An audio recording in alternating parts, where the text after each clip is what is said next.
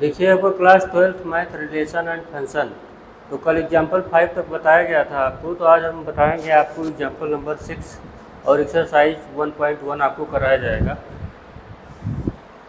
तो यहाँ पे देखिए आप एक्सरसाइज 1.1 तो कराने से पहले एक एग्जाम्पल आपका बच गया था। एग्जाम्पल 6 है, एग्जाम्पल नंबर 6। एग्जाम्पल 6 में बोला है एक सेट है ए 1 2 3 4 5 6 एंड 7, ये आपका सेट ए है। और इसके साथ आर जो है, आर का रिलेशन है सेट ए में, वो ऐसे डिफाइन है A comma B such that A both A and B, both A and B are either odd or even. तो इस तरीके से आपका ये सेट डिफाइन है, रिलेशन आर सेट ए में डिफाइन है। तो अपने को ये प्रूव करना है, prove that R is equivalence,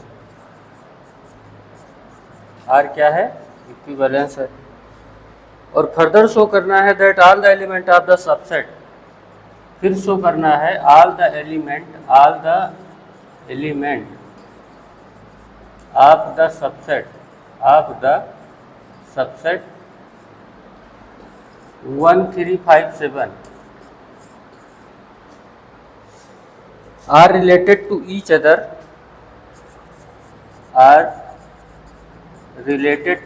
other, question समझिएगा तभी ये लग पाएगा। each other and all the element of the subset and all the elements of the subset 2 4 6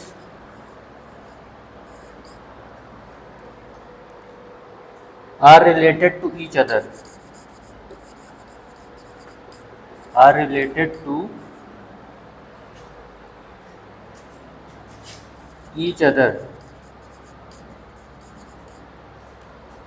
but no element of subset 1 3 5 7, but no element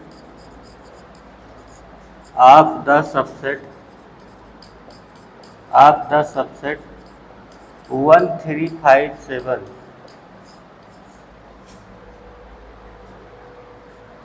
is related to any element of the subset 2 4 6।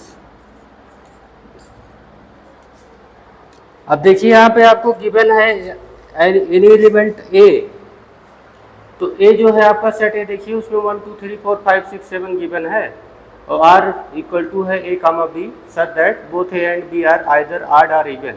तो पहला तो point है आपको prove करना है R is equivalence.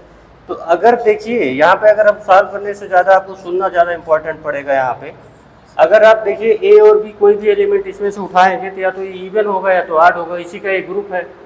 1 3 5 7 आपका आड है और 2 4 6 आपका इवन है। तो जैसे आप रिफ्लेक्सिव के लिए सबसे पहले तो आपको इक्विवेलेंस प्रूव करने के लिए रिफ्लेक्सिव प्रूव करना पड़ता है।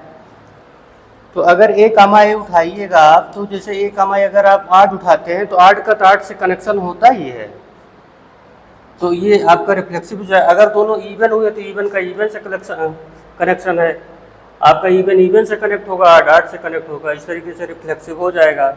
सिमेट्रिक भी हो जाएगा। ये सिमेट्रिक मतलब हुआ अगर आप इवन लेते हैं तो अगर 2 4 इवन से बिलोंग करता है तो 4 2 भी इवन से ही बिलोंग करेगा। और फिर ऐसे 2 4 लिया, फिर 4 6 लिया और फिर लिया 2 6। सिमेट्रिक मतलब अगर आप ए कामा बी आपका आइदर या तो इवन, अगर मान लीजिए आप इवन लेते हैं तो बी कामा ए भी तो इवन होगा। अच्छा, यही चीज़ जो है अगर ये आड लिया जाए, यही चीज़ ए और बी आपका आड हो तो ए भी बी कामा ए भी आड में ही आएगा। तो इस तरीके से उल्टा सीधा एक समान आपका कनेक्ट हो ही रहा है। अब ऐसे ही ट्रांसटिव के लिए अगर आप ट्रांसटिव लेते हो जैसे ए कामा बी, तो अगर ये इवन है, फॉर एग्जांपल के लिए 2 4 लिया है आपने, तो बिलोंग करेगा इवन से। और अगर बी सी आपका 4 6 हो गया, 4 6, तो ये भी बिलोंग करेगा इवन से। तो ऑटोमेटिक यहाँ से देखिए तो ए और सी भी तो बिलोंग कर जाएगा इवन से, ये भी तो बिलोंग करेगा इवन से, क्योंकि ए 4 होगा और सी 6 होगा। तो इस तरीके से ट्रांसटिव होगा। यही चीज़ अगर ऐड कर लो 1 3, तो ये 8 से बिलोंग करेगा, 3 5 8 से बिलोंग करेगा, तो फिर 1 और 5 ऑटोमेटिक कनेक्ट हो जाएगा, 1 5 भी 8 से कनेक्ट हो जाएगा। तो इस तरीके से आपने देखा कि रिफ्लेक्सिव भी है, सिमेट्रिक भी है और ट्रांसटिव भी है। तो ये इस तरीके से आपका ये प्रूव होता है कि आर इक्विवेलेंस है। अब यहीं पे थोड़ा बात सुन लीजिएगा। देखिए जो सबसेट है 1 3 5 7, ये किसका सेट है? 8 नंबर का सेट है।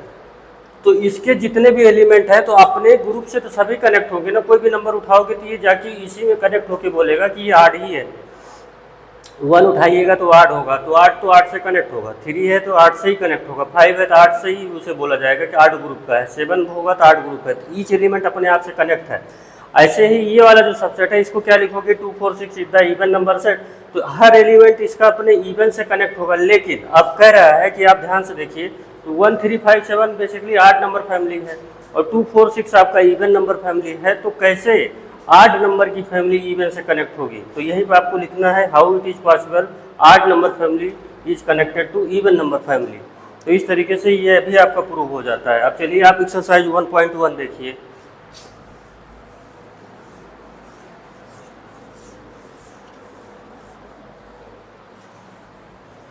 डेली 3 या 4 क्वेश्चन इस पे आपको कराया जाएगा हर एक्सरसाइज से, थोड़ा थोड़ा करके हम एंड कर देंगे।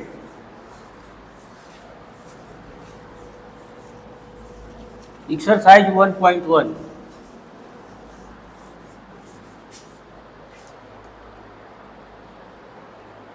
ये आप देखिए आपका 12th क्लास का है ये exercise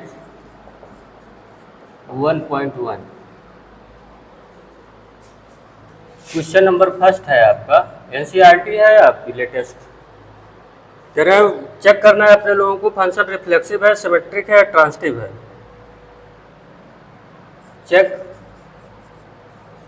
weather function is reflexive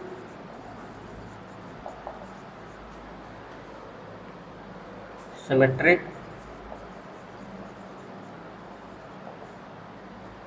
and transitive.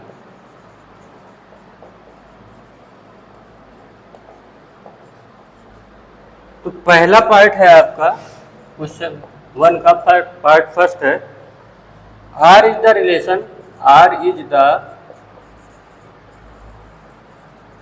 Relation in set A, और ए आपको गिवन है सेट 1 2 3 1 2 3 एंड सो ऑन, फिर 13 एंड 14, यहाँ तक आपको ये गिवन है।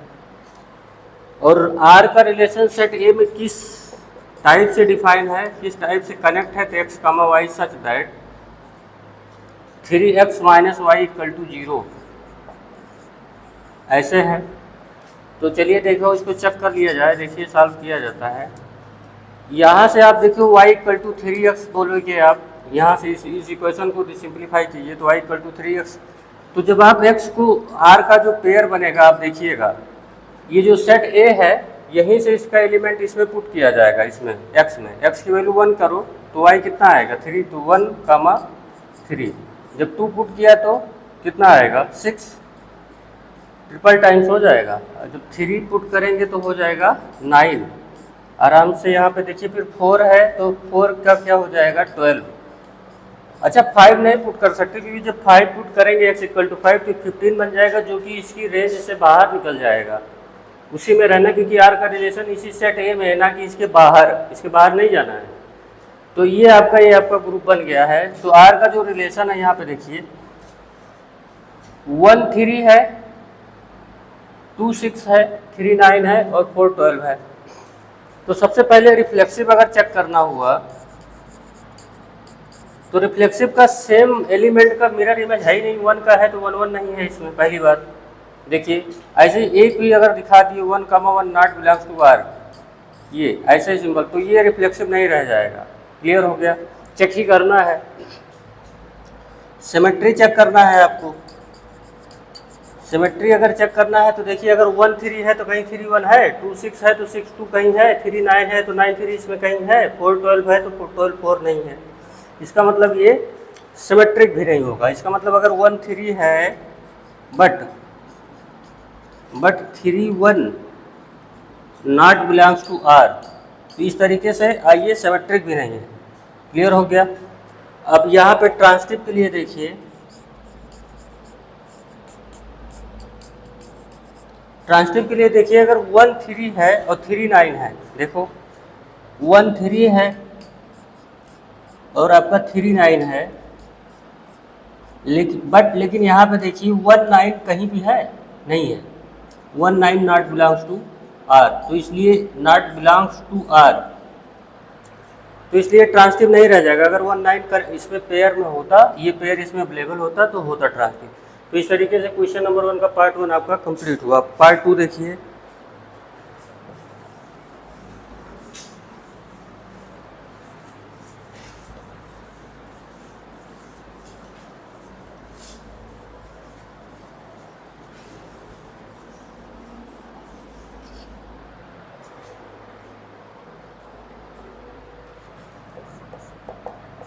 क्वेश्चन नंबर 1 का पार्ट 2 है, आर रिलेशन है in the set N, R is the relation, R is the relation in set N, N is the natural number. आपको पता है नेचुरल नंबर 1 से स्टार्ट होता है, 1 2 3 4 ऐसे जाएगा आपका। और जो रिलेशन आपको गिवन है आर, ऐसे गिवन है x, y such that y equal to x plus 5, y equal to x plus 5 and x is less than 4, और ये क्लोज हो गया। तो अपने को ये चेक करना है कि ये रिफ्लेक्सिव है कि सिमेट्रिक है, ट्रांसिटिव है। तो चलिए सबसे पहले इसका जो r है इसको रोस्टर फॉर्म में बढ़िया से दिखा दिया जाए।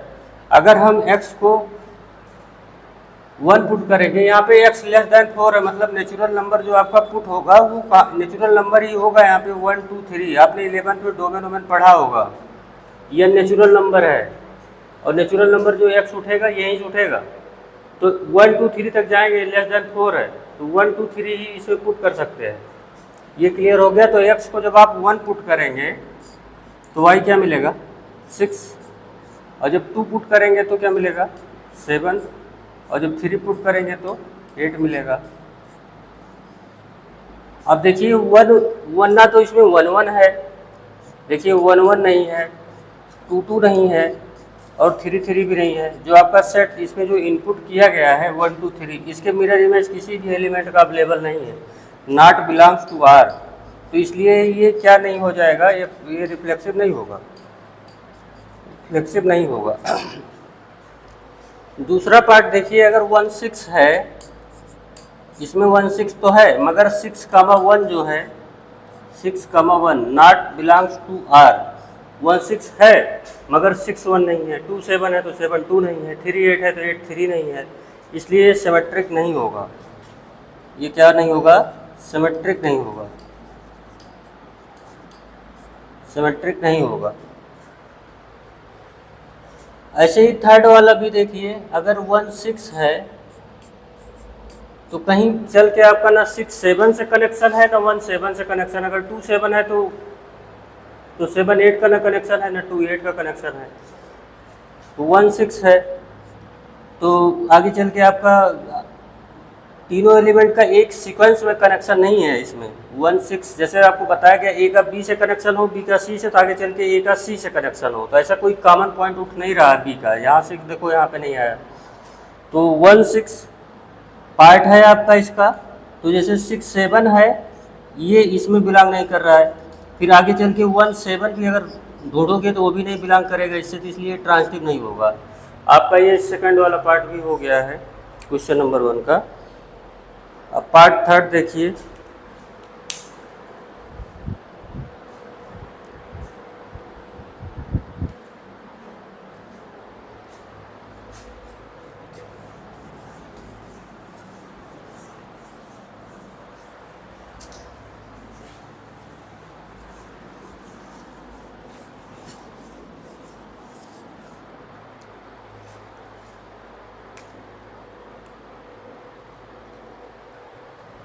पार्ट थर्ड आपको बोल रहा है R is the relation, R is the relation in set A. और ए आपका डिफाइन कैसे है, क्या गिवन है ए में? 1 2 3 4 5 6, 1 2 3 4 5 6, ये आपका आर का रिलेशन है सेट ए में। तो इसका जो डेफिनीशन आर का सेट ए में है, किस बे से कनेक्ट है, ये देखिए, x, y such that y is divisible by x। मतलब जो ये सेकंड नंबर है y, वो फर्स्ट वाले से क्या है, डिविजिबल है। तो रिफ्लेक्सिव के लिए सबसे पहले चेक कर लेते हैं रिफ्लेक्सिव। अगर रिफ्लेक्सिव के लिए 1, 1 लेते हो तो ये तो पक्की बात है, कोई भी नंबर सेल्फ से तो डिवाइड हो ही जाएगा। ये तो हो गया रिफ्लेक्सिव। 1 1 कर लोगे तो भी डिवाइड होगा, 2 2 करोगे तो भी डिवाइड होगा, ये वाला इससे डिवाइड हो जाएगा, 3 3 लोगे तो भी डिवाइड होगा, एंड सो ऑन। यहाँ तक 6, 6 तक जाओगे तो कोई भी उठाओगे, देखिए ये रिफ्लेक्सिव होगा, क्योंकि ये सेकंड नंबर जो है अपने वाले से डिवाइड हो जाएगा। रिफ्लेक्सिव में सेम पेयर होता है, 1 का 1 से, 2 का 2 से सेम इमेज आती है। तो इस तरीके से ये हो गया रिफ्लेक्सिव। अब सेकंड पार्ट आप देखिए, सेकंड पार्ट आपको चेक करना है सिमेट्रिक।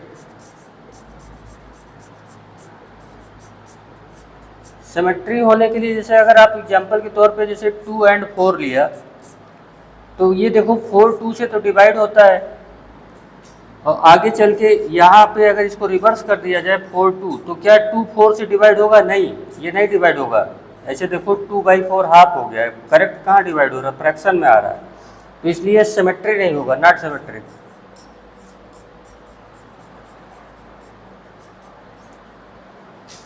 थर्ड वाला पार्ट देखिए, ट्रांसिटिव। ट्रांसिटिव के लिए अगर ये पेयर लिया जाए, जैसे 2 2 4 है, तो इसका मतलब देखिए 4 जो है डिवाइड होगा 2 से। आगे चलिए, और 4 के बाद आगे क्या जा सकता है, 4 के बाद कनेक्शन कर दीजिए 6 का, तो ये तो नहीं डिवाइड होगा, 4 का 6 से कर दो,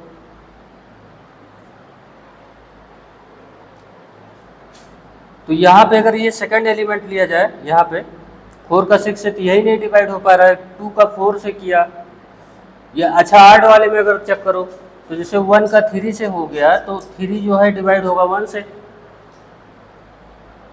इसको यहाँ से चेक कर सकते हैं, 1 3, फिर आगे वाला सेट ले लिया गया 3 6, ठीक।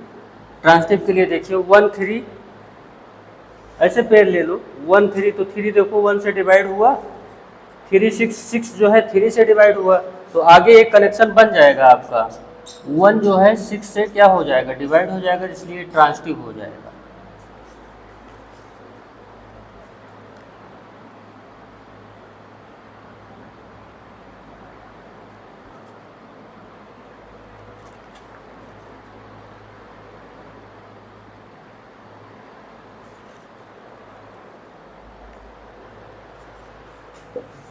पार्ट 4 देख लीजिए।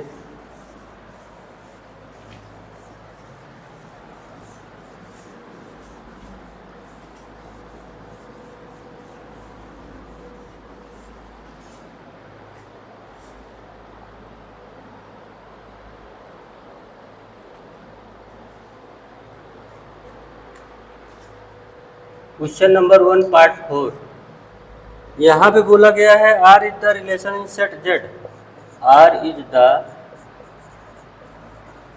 Relation in set Z.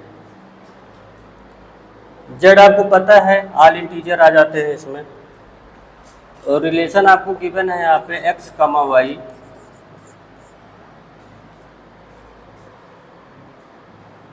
Such that x minus y equal to integer.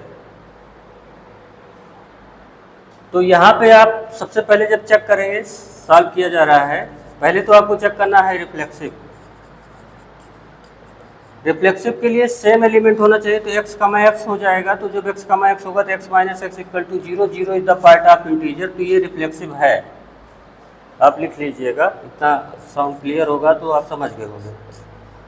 अब दूसरा पार्ट है, अगर सिमेट्री चेक करना हुआ आपको, सिमेट्री, तो x कमा वाई हुआ, तो x कमा वाई का मतलब हुआ x माइनस वाई बिलोंग करता है आपका इंटीजर से। तो आगे चल के अगर इसे y माइनस एक्स किया जाए, मतलब अगर ये पेयर y कमा x कर दिया जाए, तो इसका मतलब हुआ y माइनस एक्स हुआ।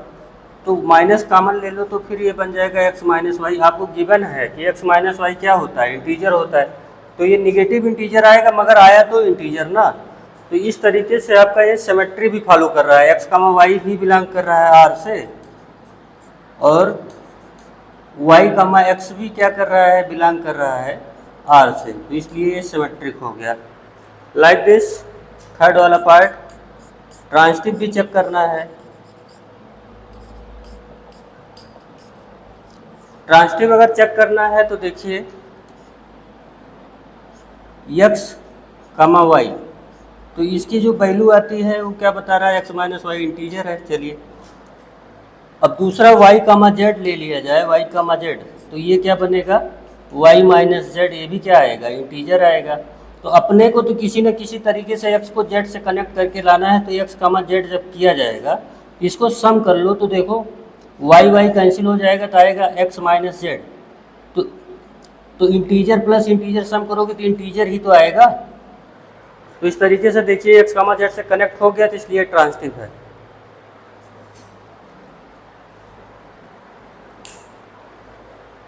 अब आपका पार्ट 5 है, क्वेश्चन नंबर 1 का part 5।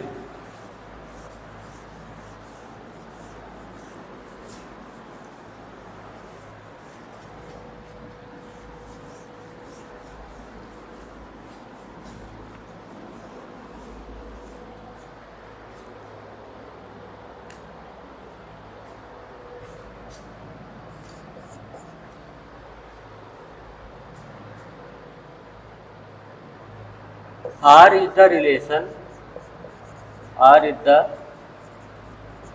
relation in set A। A क्या है, human beings in A town. A आपका क्या है, human beings in A town. ये सब तो आपको जो है तो गिवन है, लेकिन यहाँ पे पार्ट ए बोला है, क्वेश्चन नंबर 1 का पार्ट 5 का पार्ट ए है। R इक्वल टू है x कमा वाई,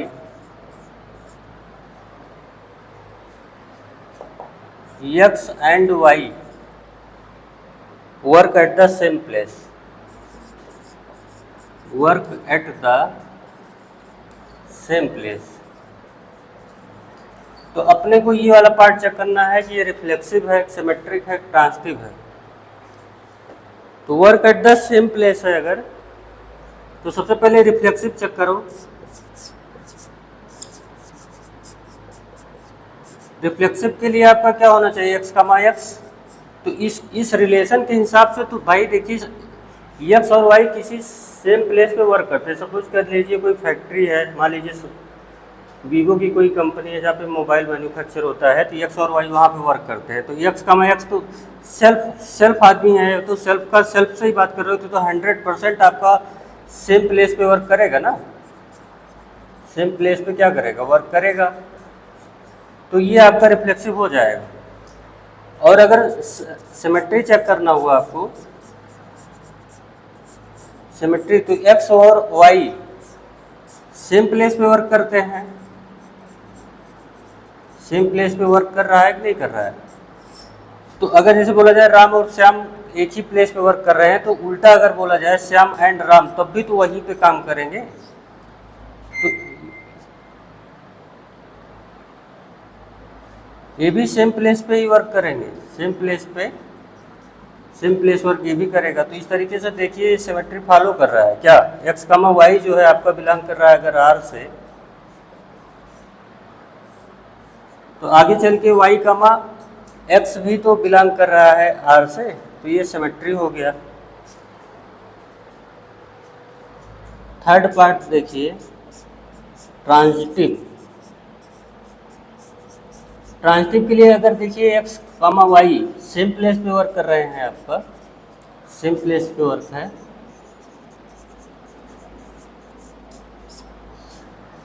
और एक है वाई एंड जेड, ये भी सेम प्लेस पे वर्क है। देखिए मैंने अभी एग्जांपल बताया, मान लीजिए वीवो कंपनी है, राम है और श्याम है, तो वीवो में काम कर रहे हैं, तो यहाँ तो श्याम है और श्याम के साथ उसका कोई और फ्रेंड है, तो श्याम तो वीवो में काम कर रहा है ना, तो जेड भी उसी के साथ ही काम करेगा, क्योंकि वाई जो है लिंक कर रहा है, वाई जो है यहाँ भी आ रहा है, तो वाई कहाँ काम कर रहा है, सेम प्लेस पे। वाई के साथ जेड भी सेम प्लेस पे काम कर रहा है, इसका मतलब ऑब्वियस है कि जेड भी यहीं सेम प्लेस पे ही है। अब इन दोनों को मिला के अगर बोला जाए तो यक्स और जेड भी तो सेम प्लेस पे ही हो जाएंगे। आप जैसे ये राम है और ये श्याम है, वीवो कंपनी में समझ लीजिए काम कर रहे हैं, तो ये वाई क्या है आपका, श्याम है, ऐसे घनश्याम बोल दीजिए, तो श्याम और घनश्याम भी वीवो में ही काम कर रहे हैं, तो मतलब वाई जो है आपका तो वीवो का है, तो इसी के साथ जेड भी काम कर रहा है, इसका मतलब ये भी वीवो में ही काम कर रहा है। इस तरीके से तो सब के सब कंक्लूजन निकालोगे तो एक्स और जेड भी कहाँ काम करेंगे, सेम प्लेस में। तो इस तरीके से क्या हो जाएगा, ये ट्रांजिटिव भी हो जाएगा।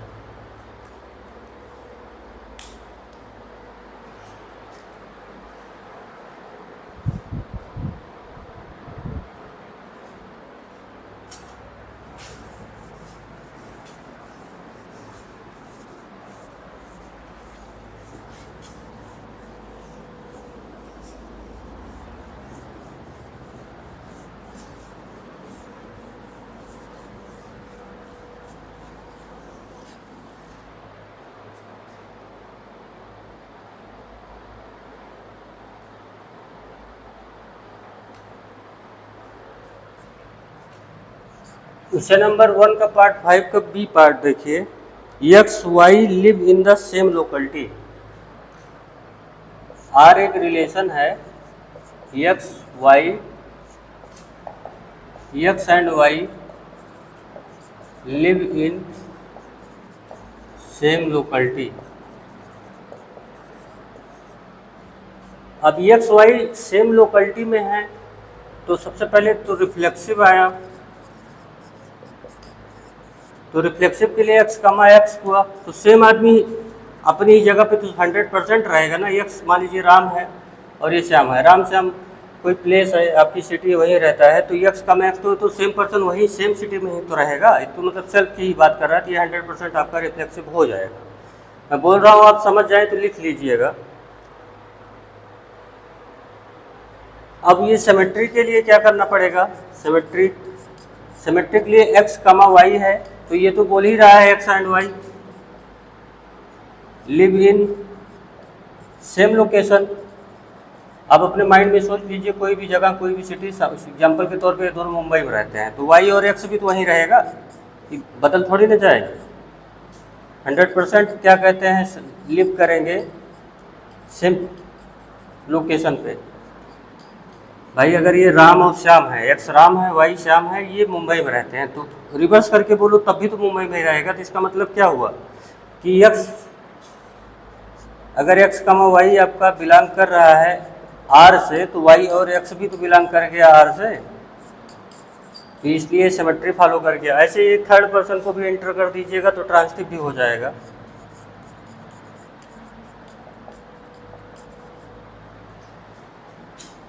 ट्रांजिटिव के लिए x कमा वाई हुआ, तो x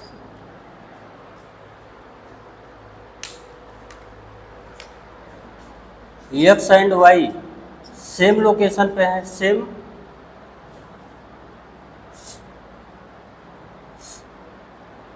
लोकेशन पे हैं, मतलब कहीं भी है, रहते हैं किसी सिटी में, और एक नया लेके आ गए वाई और जेड। लेकिन एक चीज़ ध्यान दीजिएगा, कनेक्ट है, अगर वाई मुंबई में रहता है, वाई के साथ जेड भी मुंबई में ही रहेगा, ये क्लियर है। तो वाई एंड जेड भी कहाँ रहेंगे, सेम लोकेशन पे।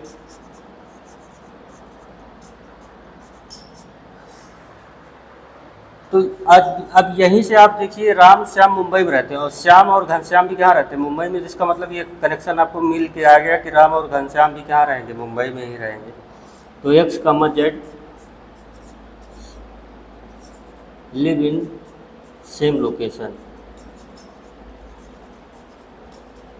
तो इस तरीके से आपका ये भी हो गया, रिफ्लेक्सिव भी है, सिमेट्रिक भी है और ट्रांजिटिव भी है।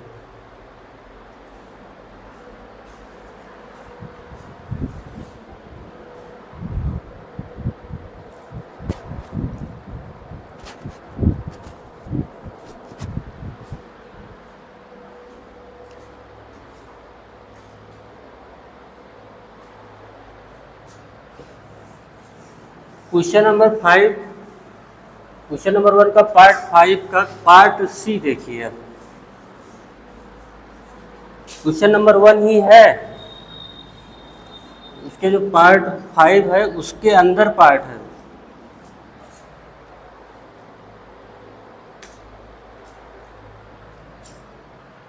पार्ट सी,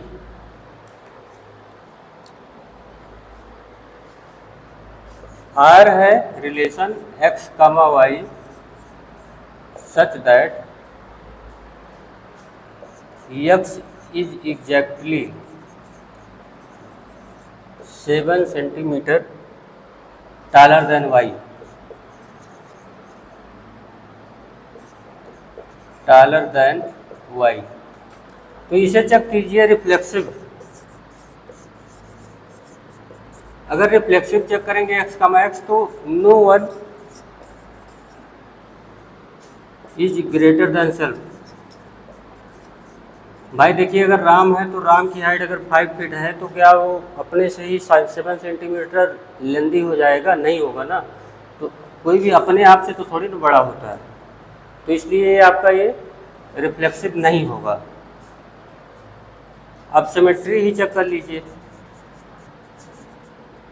सिमेट्रिक के लिए क्या बोल रहा है x, y। तो अगर एग्जाम्पल के तौर पे देखा जाए तो ये देखिए x, y मतलब बोल रहा है x is exactly 7 centimetre taller than y, मतलब x y प्लस 7 करोगे तब जाके होगा।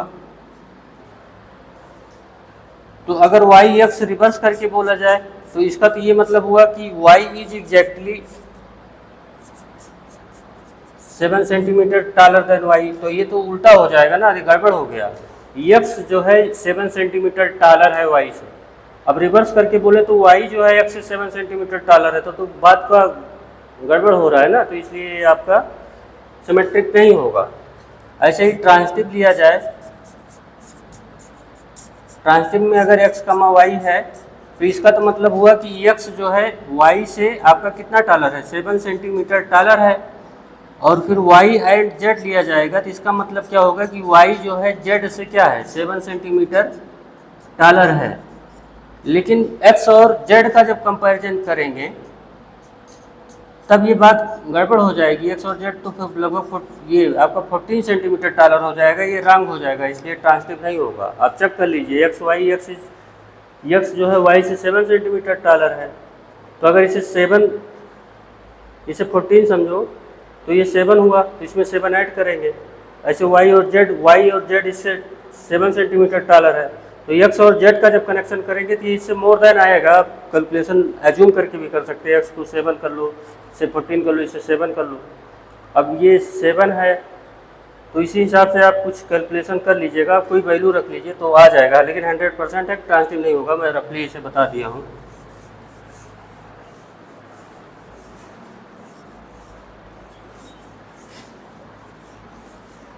ये हो जाएगा, बहुत सिंपल है। इसको वैल्यू इस हिसाब से मानिएगा कि 7 वाला सेट, तो 12th के स्टूडेंट है आप इतना कर ले जाएंगे। पार्ट डी देखिए,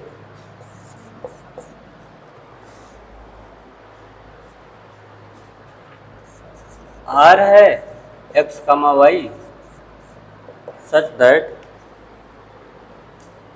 x is wife of y। अब मैं बोल रहा हूँ, आप ध्यान सुनिएगा, लिखना आपका काम है। समझ जाएंगे तब 50 लाइन लिख देंगे रिफ्लेक्सिव। तो अगर x, x है तो क्या कोई आदमी सेल्फ की वाइफ हो सकता है? नहीं हो सकता, ये तो गड़बड़ है ना। और सिमेट्री